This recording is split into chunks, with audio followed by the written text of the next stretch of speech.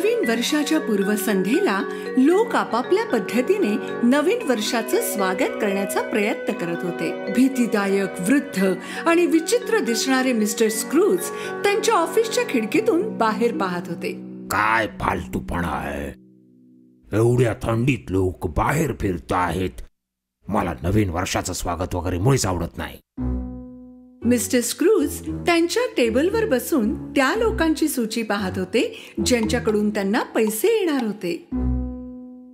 जरा चाचरतच त्यांचा सहकारी तिथे आला आणि त्याने विचारलं, मी आज घरी जरा लवकर जाऊ शकतो का? आज नवीन वर्षाची पूर्वसंध्या आहे, मला माझ्या मुलासाठी भेट घ्यायची आहे. मुळीच नाही जाऊ शकत.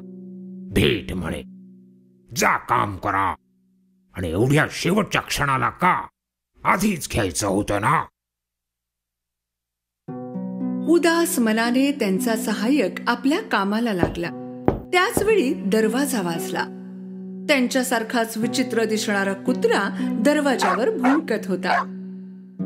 मिस्टर स्क्रूजच्या सहकार्याने दरवाजा उघडला. त्यांचा तरुण भाचा त्यांना भेटायला आला होता. त्याने त्यांना नवीन वर्षाच्या डिनरसाठी आमंत्रित केलं. पण मिस्टर स्क्रूजना नवीन वर्ष साजरं करणं अजिबात मान्य नव्हतं आणि त्यांना हा फालतूपणा वाटत असे.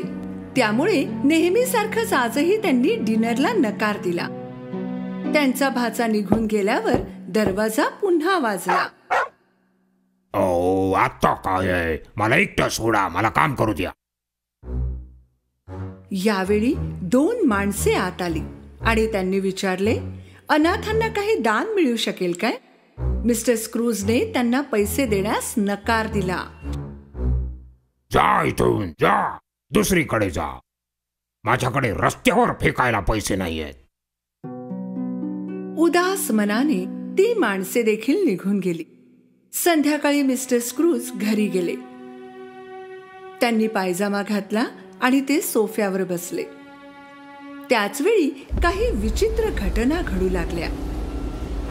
दरवाजे, खिडक्या आपोआप चालू बंद होऊ लागल्या. दरवाजातून भीतीदायक आवाज यायला लागले. सगळीकडे विचित्र आवाज घुमू लागले. कुत्र्याने पुन्हा एकदा भुंकणं सुरू केलं. आधी मिस्टर स्क्रूजनी तिकडे लक्ष दिलं नाही, पण अचानक त्यांच्या समोर एक भूत प्रकट झालं. मिस्टर स्क्रूज आपल्या संपूर्ण आयुष्यात कधी एवढे घाबरले नव्हते. भूत त्यांच्या ऑफिसमधला त्यांचा एक मित्र होता, जो नुकताच वारला होता. मोठ्या मुश्किलीने मिस्टर स्क्रूज म्हणाले, तू पण हे कसं शक्य आहे? तू तर मरण पावलायस. जा, निघून जा इथून. मला एकटं सोड. मी काही चुकीचं वागलो नाहीये. भूताच्या हातापायात बेड्या होत्या. त्याने मिस्टर स्क्रूजला सांगितले की त्याच्या स्वार्थी आणि लालची स्वभावामुळे त्याला ही शिक्षा झाली आहे आणि त्याने बेड्या घालूनच संपूर्ण जगात फिरायचं आहे. त्यामुळे त्याने मिस्टर स्क्रूजला सावध केलं की त्याने अशी कोणतीही चूक करू नये. तू जा आणि मला सल्ले देऊ नकोस. तू मेलायस, तुझी शिक्षा भोग. ठीक आहे, मग मी तुला फक्त सावध करत होतो. आणखी 3 भूत तुला भेटतील. त्यापैकी एक तुला तुझा भूतकाळ दाखवेल, दुसरा वर्तमान काळ आणि शेवटचं भूत तुला तुझं भविष्य दाखवेल. मिस्टर स्क्रूजने जणू काही झालंच नाही असं दाखवलं आणि ते झोपायला गेले. तेवढ्यात त्यांना एक प्रकाश दिसला. मिस्टर स्क्रूजने डोळे उघडले. त्यांना एक लहान मुलाचं भूत दिसलं. हे गेल्या काही नवीन वर्षांचं भूत होतं. मिस्टर स्क्रूज चकित झाले. हाय, आता आपण भूतकाळात एक छोटीशी चक्कर मारून येऊ. हे काय चाललंय? मदत करा. भूत मिस्टर स्क्रूजना त्यांच्या बालपणात घेऊन गेलं आणि तेथे मिस्टर स्क्रूज एका लहान मुलाच्या रूपात होते. शाळेत त्यांच्या मित्रांबरोबर ख्रिसमस ट्री सजवत होते. मुलांना खूप मजा येत होती. तुम्ही मुलांना सांगू शकता की मिस्टर स्क्रूज खूप आनंदात होते. नंतर भूत त्यांना त्यांच्या पहिल्या मालकाकडे घेऊन गेलं, जेव्हा ते तरुण होते. सगळेच मालक आणि त्यांच्या कुटुंबाबरोबर चांगला वेळ व्यतीत करत होते. मिस्टर स्क्रूज यांची पत्नी सुद्धा तेथे होती. ते सोबत नृत्य करत होते. खूप मजा येत होती. आणि शेवटी भूत त्यांना आणखी एका नवीन वर्षाच्या पूर्वसंध्येच्या कार्यक्रमात घेऊन गेलं, जे त्यांच्या भूतकाळात होतं, पण जरा नंतरचा भूतकाळ.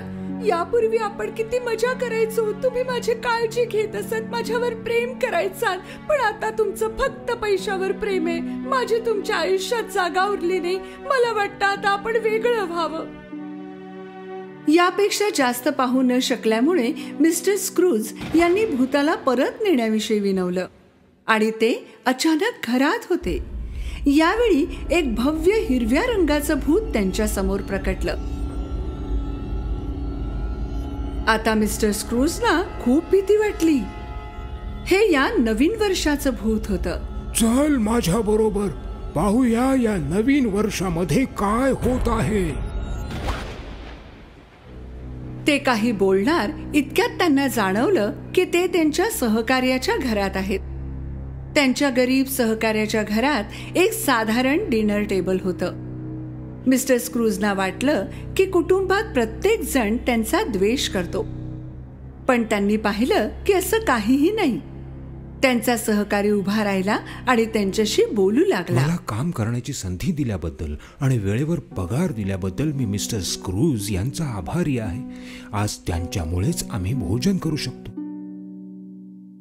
भलेही मिस्टर स्क्रूज यांनी त्यांच्या सहकार्याशी प्रत्येक वेळी वाईट वर्तन केलं होतं, तरीही तो त्यांचा किती आभारी होता याचं त्यांना आश्चर्य वाटलं.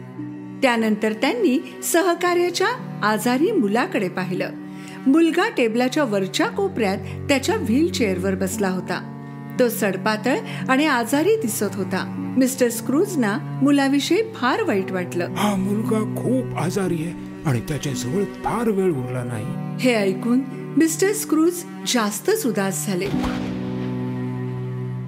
यानंतर भूत त्यांना त्यांच्या भाच्याच्या घरी घेऊन गेलं.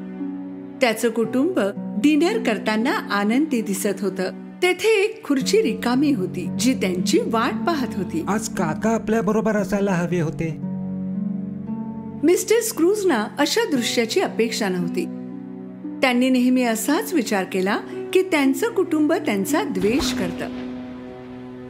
त्याच वेळी भूताने त्यांना सांगितलं की त्यांच्या मरणाची वेळ आली आहे आणि त्याने जॅकेटच्या आत 2 लहान मुलं दाखवली, एक मुलगा एक मुलगी. पण त्यांची सडपातळ शरीरे आणि भीतीदायक चेहऱ्यांमुळे ते मुलांऐवजी 2 जुने सांगाडे दिसत होते. या मुलांकडे नीट पहा. ते लालचे आणि विसंगत लोकांचं प्रतिनिधित्व करतात. तुझ्या मृत्यूच्या समयी या मुलाकडे विशेष लक्ष दे. भव्य हिरवं भूत गायब झालं. मिस्टर स्क्रूजना समजत नव्हतं की भूत त्यांना काय सांगण्याचा प्रयत्न करत होतं. पण अचानक घड्याळाच्या टिकटिकीने ते दचकले. मध्यरात्रीची वेळ होती. यावेळी त्यांच्या समोर एक गूढ आणि भीतीदायक भूत प्रकट झालं. हे त्यांच्या भविष्याचं भूत होतं. ते मिस्टर स्क्रूजना त्यांच्या अंत्यसंस्काराला घेऊन आलं होतं. लोक कब्रस्तानात त्यांच्या कबरीवर जमले होते. मिस्टर स्क्रूज दचकले जेव्हा त्यांनी त्यांचा चेहरा कबरीच्या दगडामध्ये पाहिला. त्यांनी पाहिलं की लोक त्यांच्याबद्दलच बोलत आहेत आणि त्यांना कसं बरं वाटलंय की शेवटी हे गेले. त्या क्षणी मिस्टर स्क्रूजना जाणवलं की वर्षानुवर्ष ते एक आणखीनच वाईट व्यक्ती बनत गेले होते आणि ते कोणालाच आवडत नव्हते. ज्यांच्याकडून त्यांना पैसे येणार होते तेही त्यांच्या मृत्यूने आनंदात होते. मग त्यांनी सहकार्याच्या मुलाची कबर पाहिली. त्यांच्या विरुद्धच मुलाची कबर फुलांनी सजवलेली होती. ते आणखी पाहू शकत नव्हते. त्यांनी भूताला त्यांना परत नेण्यास सांगितलं. कृपा करून मला परत घेऊन चल. आता मला समजलं, मी माझ्या जगण्याची पद्धत बदलणार आहे. मी तो कठोर वृद्ध विचित्र माणूस नाही राहणार. मी तुला वचन देतो. अचानक ते घरी होते. देवाच्या कृपेने अजून 12 वाजलेले नव्हते. त्यांच्या कुत्र्याने भुंकायला सुरुवात केली. मिस्टर स्क्रूज यांनी पाहिलं की अजूनही तोच दिवस होता. अजूनही काही गोष्टी बदलण्याची संधी त्यांच्याकडे होती. खूप आनंदात त्यांनी रस्त्यावर उडी मारली. सर्वात आधी ते कसायाकडे गेले आणि त्यांनी एक मोठी तुर्की खरेदी केली आणि ती सहकार्याच्या घरी घेऊन जाण्यास सांगितली. मग त्यांनी एक खेळणं विकत घेतलं आणि तेही सहकार्याच्या घरी पाठवलं. मग धावतच ते भाच्याच्या घरी पोहोचले. तेथे रात्रीच्या जेवणात सामील झाले, ज्यासाठी भाच्याने त्यांना आमंत्रित केलं होतं. त्या रात्री सगळ्यांनी मिळून नवीन वर्षाचं स्वागत केलं. त्यानंतर त्यांनी हे ठरवलं की त्यांच्या सहकार्याच्या मुलाला आवश्यक ते उपचार मिळतील. त्याला त्यांनी पोटच्या मुलासारखी वागणूक दिली. त्यांनी गरिबांची मदत केली, लोकांशी वागणं सुधरवलं, सर्वांशी प्रेमाने वागू लागले. ते कधीही उद्धट, स्वार्थी किंवा कठोर नव्हते आणि आता तसे कधी होणारही नव्हते.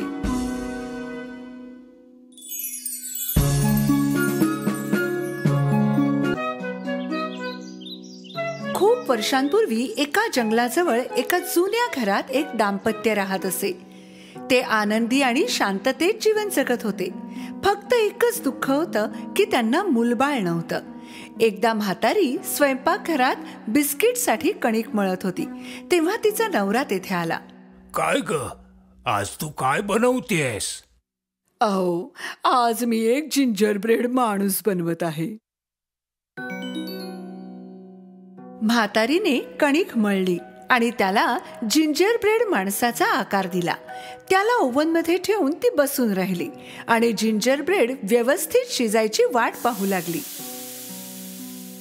जेव्हा जिंजर ब्रेड माणूस व्यवस्थित शिजल्याचा सुगंध संपूर्ण स्वयंपाकघरात पसरला, तेव्हा तिने आपले हातमोजे घातले आणि जिंजर ब्रेड माणसाला बाहेर काढलं.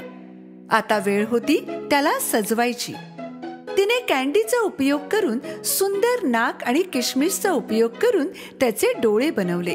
मग तिने केस आणि कपडे बनवण्यासाठी क्रीमचा वापर केला आणि शेवटी त्याची बटणं बनवण्यासाठी काही चेरी वापरल्या. तिने आपल्या कृतीवर एक दृष्टी टाकली आणि म्हणाली, माझा जिंजर ब्रेड माणूस सुंदर दिसतोय, पण मला वाटते काहीतरी राहून गेले.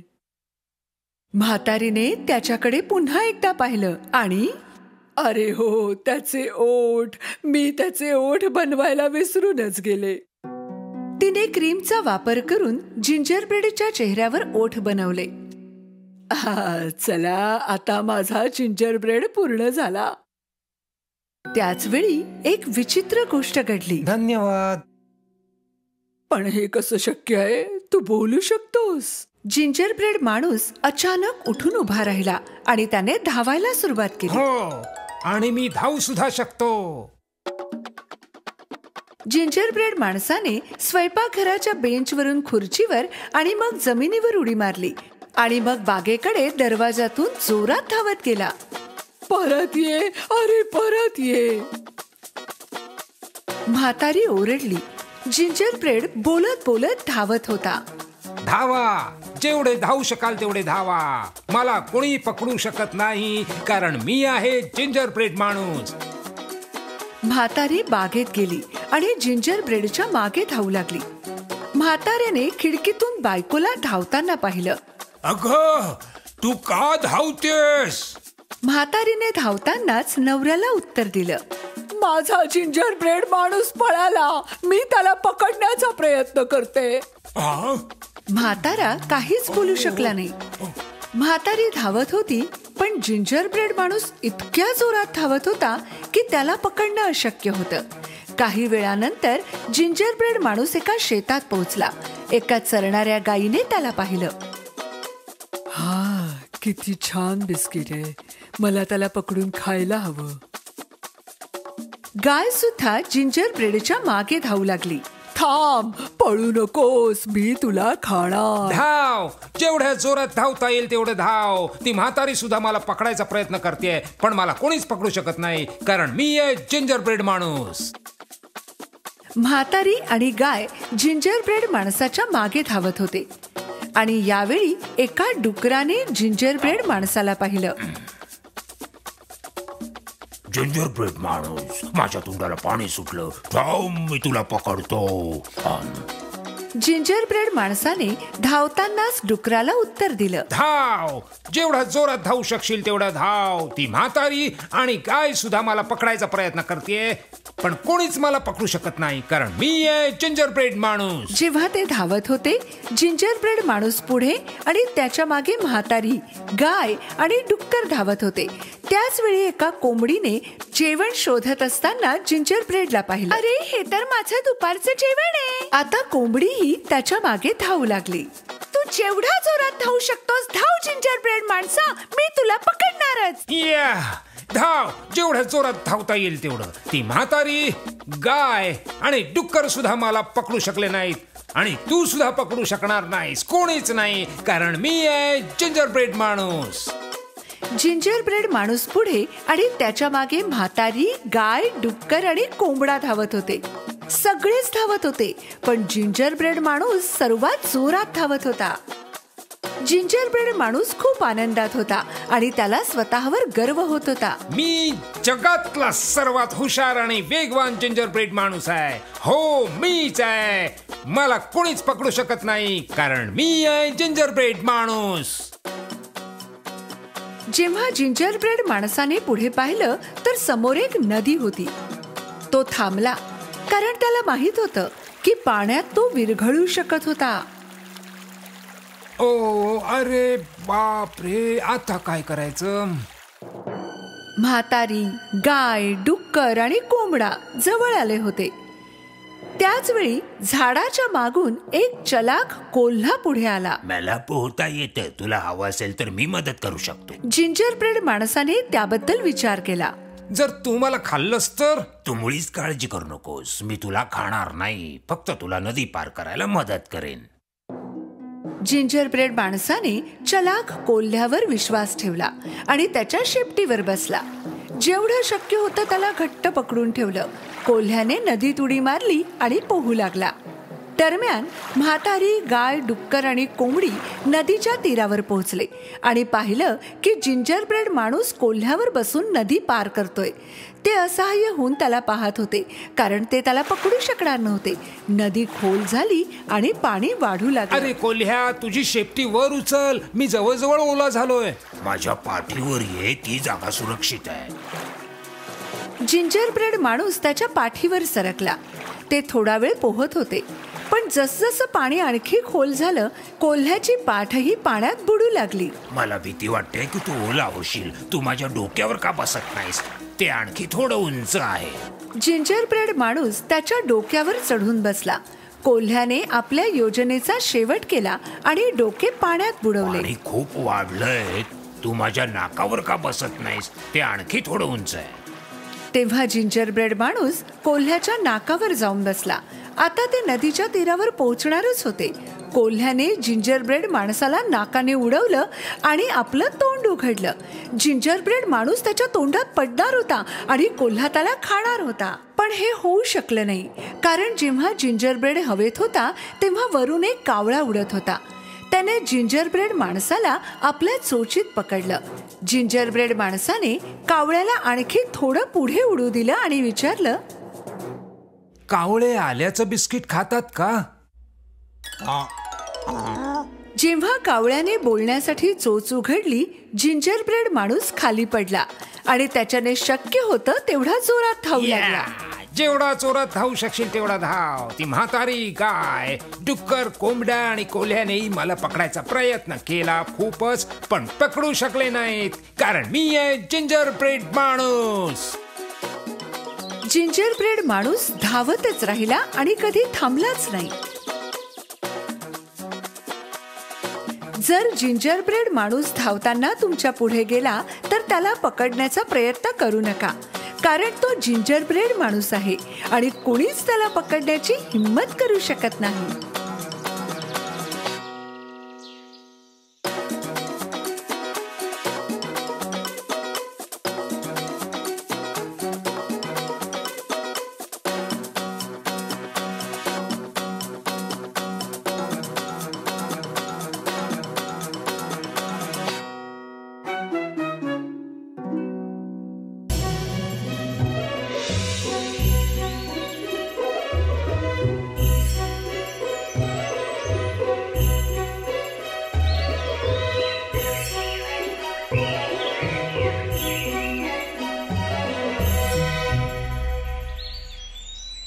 एके काळची गोष्ट आहे. खूप दूरवर दोन पक्के मित्र होते जे आजूबाजूच्या शहरात राहत होते. त्यांचे नाव होते के आणि ग्रेडा. के आणि ग्रेडाने आपल्या अंगणात त्यांच्या प्रेमाची निशाणी म्हणून गुलाबाचे झाड लावले होते.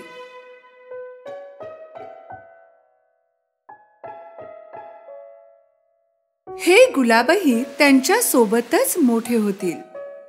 थंडीचे दिवस होते आणि सगळीकडे बर्फच बर्फ पडत होता. आणि त्याच सोबत आता वेळ आली होती ग्रेडाच्या आजीकडून मजेदार गोष्टी ऐकण्याची. ही थंडी आणि हा बर्फ येतो तरी कुठून? खूप दूरवरून, आजीने उत्तर दिलं आणि गोष्ट सांगायला सुरुवात केली. एक देश होता, बर्फच बर्फ सगळीकडे. त्यांची राणी तिच्या बर्फाच्या महालात एकटीच राहत होती, जो तिने स्वतःच बनवला होता. ही स्नो क्वीन खूप सुंदर होती आणि स्वच्छही, अगदी बर्फासारखी. पण स्नो क्वीन मनाने दुष्ट होती आणि तिने त्या बर्फाच्या महालात अनेक गुपितं लपवून ठेवली होती. तिचा बर्फाचा आरसा देखील एक जादूचा आरसा होता. यामध्ये ती जगात कुठे काय चालले आहे सगळं पाहू शकत होती.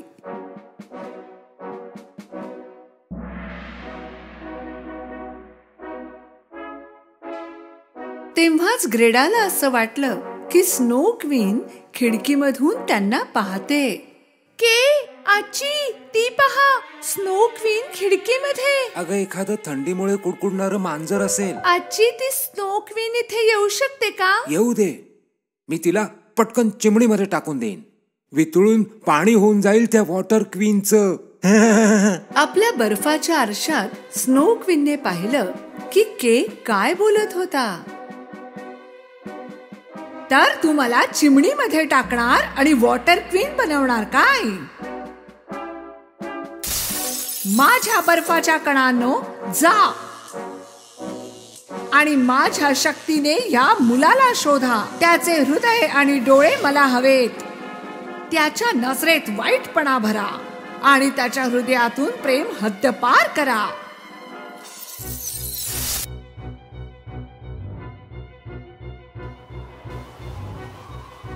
हळूहळू एक बर्फाचं वादळ ग्रेडाच्या घराजवळ जोर धरू लागलं. बर्फाचे कण त्याच्याकडेच सरकत होते. बाहेर काय होतंय हे पाहायला केने खिडकी उघडली. तेव्हाच ग्रेडा ओरडली, के. पण उशीर झाला होता. हा, माझे डोळे, काहीतरी गेलं माझ्या डोळ्यात. आई ग, इकडे सुद्धा लागलं.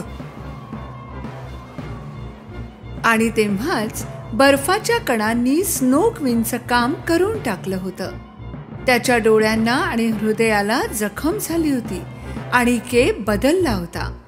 ग्रेडाने त्याला विचारलं की काय झालं, तर तो तिच्यावरच खेकसला. काही नाही झालं, मी बरा आहे, मला त्रास देऊ नकोस. केने ग्रेडाशी उद्धटपणे बोलण्याची ही पहिलीच वेळ होती.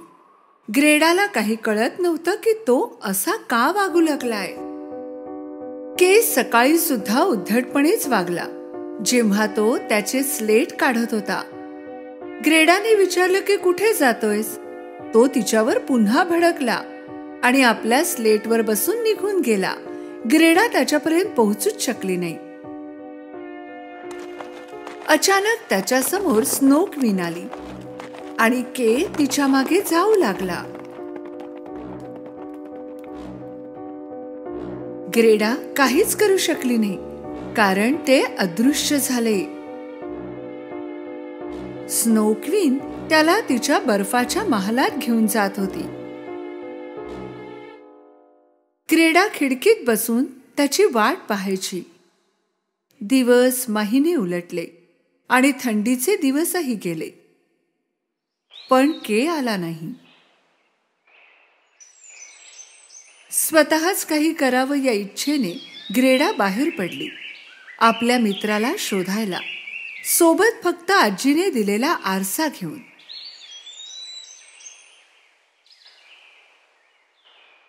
बहादूर ग्रेडा रस्त्यात प्रत्येकाला विचारत होती की कोणी केला पाहिलं आहे का. फिरत फिरत ती नदीजवळ पोहोचली. जवळपास तिला कोणीच दिसलं नाही जे तिला के बद्दल सांगू शकेल. तिने नदीलाही विचारलं, पण काही उत्तर आलं नाही. इतक्यात एक डोम कावळा तिच्याजवळ आला आणि म्हणाला, नदीकडे आहे उत्तर तुझ्या प्रश्नाचा, पण आधी तिला गिफ्ट द्यावं लागेल. ग्रेडाने तिचा आवडता नेकलेस काढून नदीला देऊन टाकला. तेव्हाच एक जादू झाली आणि एक बोट प्रकट झाली. ग्रेडाला वाटलं की नदीला तिची भेट पसंत पडलीये आणि ही परत फेड आहे. ती चढल्याबरोबर बोट चालू झाली.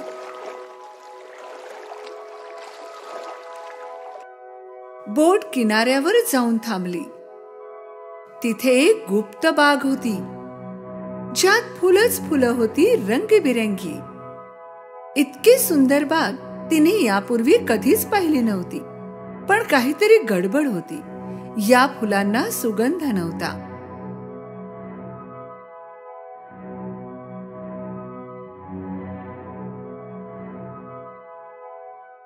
ग्रेडाच्या दुसऱ्या बाजूने एक बाई तिच्याकडे येत होती. ही बागेची मालकीण होती. कशी आहेस बाळा? हसत तिने विचारलं. आणि अचानक तिला जाणीव झाली की तिच्या बागेतील फुलांना पुन्हा सुगंध येतोय. मला क्षमा करा, मी तुमच्या परवानगीशिवाय इथे आले. काही हरकत नाही बाळा, बरं झालं तू आलीस. कित्येक वर्ष झाले कुणीच आलं नाही माझ्या बागेत. तू एकटीच इथे काय करतेस? ग्रेडा बागेच्या मालकिणीला म्हणाली की ती तिच्या मित्राला केला शोधते. पण मालकीण म्हणाली की ग्रेडाच्या आधी कित्येक वर्ष तिने दुसरा माणूसच पाहिला नाही. अच्छा, असं असेल तर मला बोटीवर जायला हवं. केला लवकरात लवकर शोधायला हवं. बागेच्या मालकिणीला असं वाटत नव्हतं की ग्रेडाने जावं, म्हणून ती खोटं बोलली. काय नाव म्हणालीस? कदाचित पाहिलं असावं कुठेतरी. ग्रेडाने तिला सगळं सांगितलं आणि जेव्हा बागेच्या मालकिणीने स्नो क्वीनचं नाव ऐकलं, ती भडकली. Snow queen? तिचं नाव सुद्धा घेऊ नकोस. तिच्यामुळे माझ्या फुलांचा सुगंध नाहीसा झाला होता. मग अचानक तिला इच्छा झाली ग्रेडाची वेणी घालायची.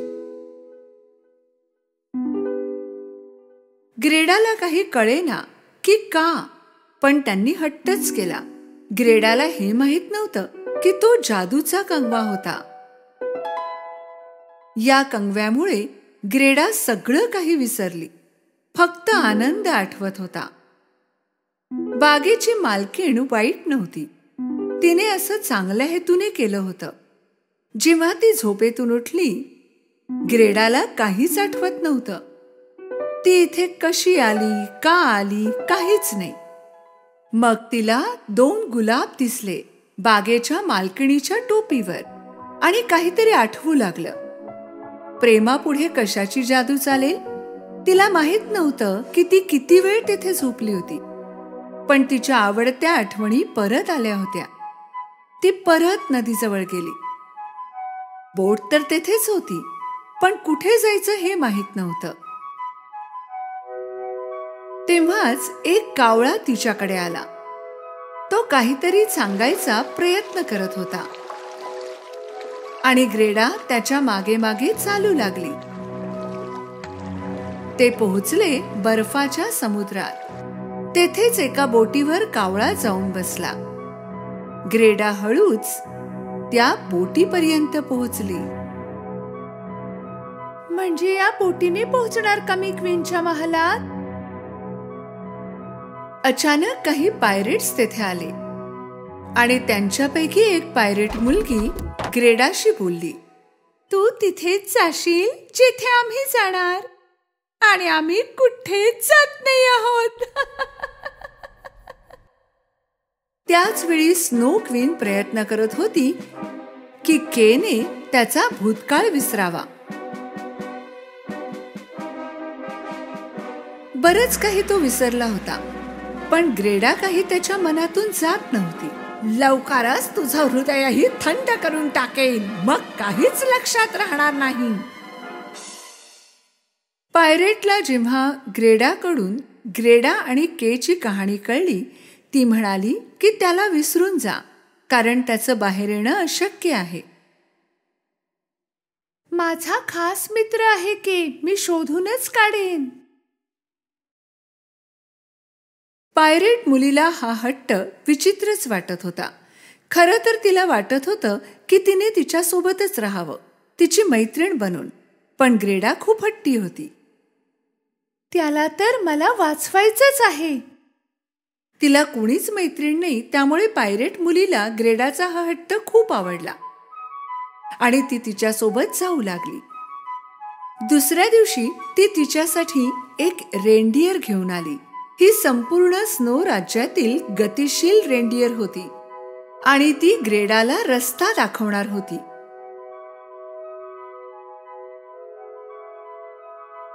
वचन दे की तू त्या स्नो क्वीनला पकडशील आणि माझ्या बोटीलाही वाचवशील. वचन देते, मी परत नक्की येईन.